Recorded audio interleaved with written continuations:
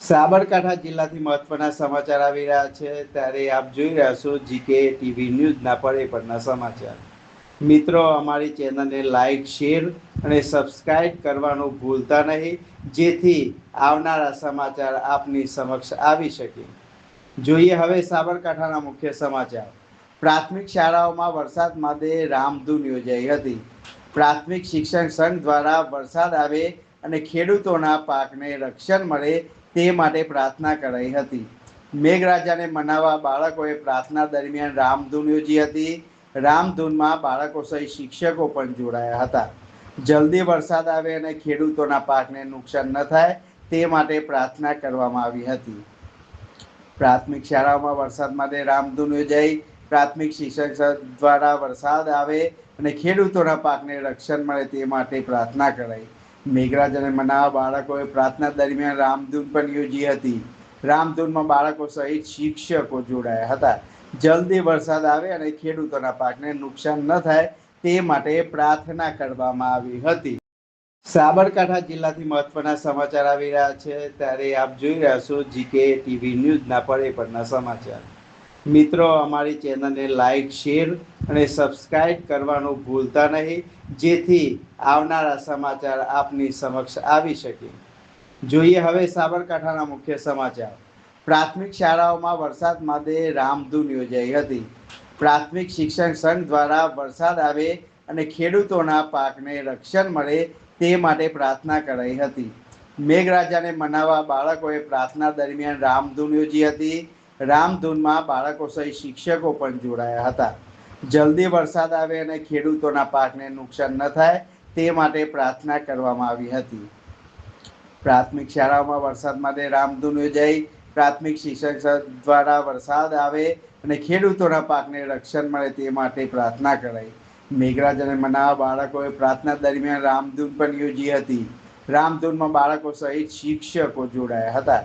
જલ્દી વરસાદ આવે અને ખેડૂતોના પાકને નુકસાન ન થાય તે માટે પ્રાર્થના કરવામાં આવી હતી। સાબરકાંઠા જિલ્લાથી મહત્વના સમાચાર આવી રહ્યા છે ત્યારે આપ જોઈ રહ્યા છો જીકે ટીવી ન્યૂઝના પળે સમાચાર। મિત્રો, અમારી ચેનલને લાઈક, શેર અને સબસ્ક્રાઇબ કરવાનું ભૂલતા નહીં, જેથી આવનારા સમાચાર આપની સમક્ષ આવી શકે। જોઈએ હવે સાબરકાંઠાના મુખ્ય સમાચાર। પ્રાથમિક શાળાઓમાં વરસાદ માટે રામધૂન યોજાઈ હતી। પ્રાથમિક શિક્ષણ સંઘ દ્વારા વરસાદ આવે અને ખેડૂતોના પાકને રક્ષણ મળે તે માટે પ્રાર્થના કરાઈ હતી। મેઘરાજાને મનાવવા બાળકોએ પ્રાર્થના દરમિયાન રામધૂન યોજી હતી।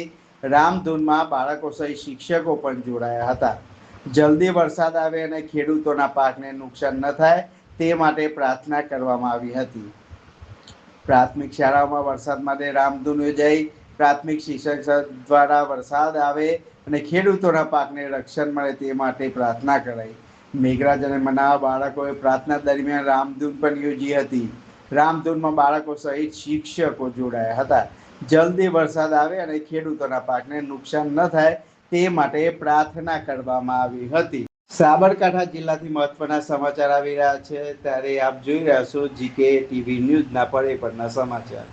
મિત્રો, અમારી ચેનલને લાઈક, શેર અને સબસ્ક્રાઇબ કરવાનું ભૂલતા નહીં, જેથી આવનારા સમાચાર આપની સમક્ષ આવી શકે। જોઈએ હવે સાબરકાંઠાના મુખ્ય સમાચાર। પ્રાથમિક શાળાઓમાં વરસાદ માટે રામધૂન યોજાઈ હતી। પ્રાથમિક શિક્ષણ સંઘ દ્વારા વરસાદ આવે અને ખેડૂતોના પાકને રક્ષણ મળે તે માટે પ્રાર્થના કરાઈ હતી। મેઘરાજાને મનાવવા બાળકોએ પ્રાર્થના દરમિયાન રામધૂન યોજી હતી। રામધૂનમાં બાળકો સહિત શિક્ષકો પણ જોડાયા હતા। જલ્દી વરસાદ આવે અને ખેડૂતોના પાકને નુકસાન ન થાય તે માટે પ્રાર્થના કરવામાં આવી હતી। પ્રાથમિક શાળાઓમાં વરસાદ માટે રામધૂન યોજાઈ। પ્રાથમિક શિક્ષક દ્વારા વરસાદ આવે અને ખેડૂતોના પાકને રક્ષણ મળે તે માટે પ્રાર્થના કરાઈ। મેઘરાજાને મનાવવા બાળકોએ પ્રાર્થના દરમિયાન રામધૂન પણ યોજી હતી। રામધૂનમાં બાળકો સહિત શિક્ષકો જોડાયા હતા। જલ્દી વરસાદ આવે અને ખેડૂતોના પાકને નુકસાન ન થાય તે માટે પ્રાર્થના કરવામાં આવી હતી। સાબરકાંઠા જિલ્લાથી મહત્વના સમાચાર આવી રહ્યા છે ત્યારે આપ જોઈ રહ્યા છો જીકે ટીવી ન્યૂઝના પળે સમાચાર। મિત્રો અમારી ચેનલને લાઈક શેર અને સબસ્ક્રાઇબ કરવાનું ભૂલતા નહીં, જેથી આવનારા સમાચાર આપની સમક્ષ આવી શકે. જોઈએ હવે સાબરકાંઠાના મુખ્ય સમાચાર. પ્રાથમિક શાળાઓમાં વરસાદ માટે રામધૂન યોજાઈ હતી. પ્રાથમિક શિક્ષણ સંઘ દ્વારા વરસાદ આવે અને ખેડૂતોના પાકને રક્ષણ મળે તે માટે પ્રાર્થના કરાઈ હતી.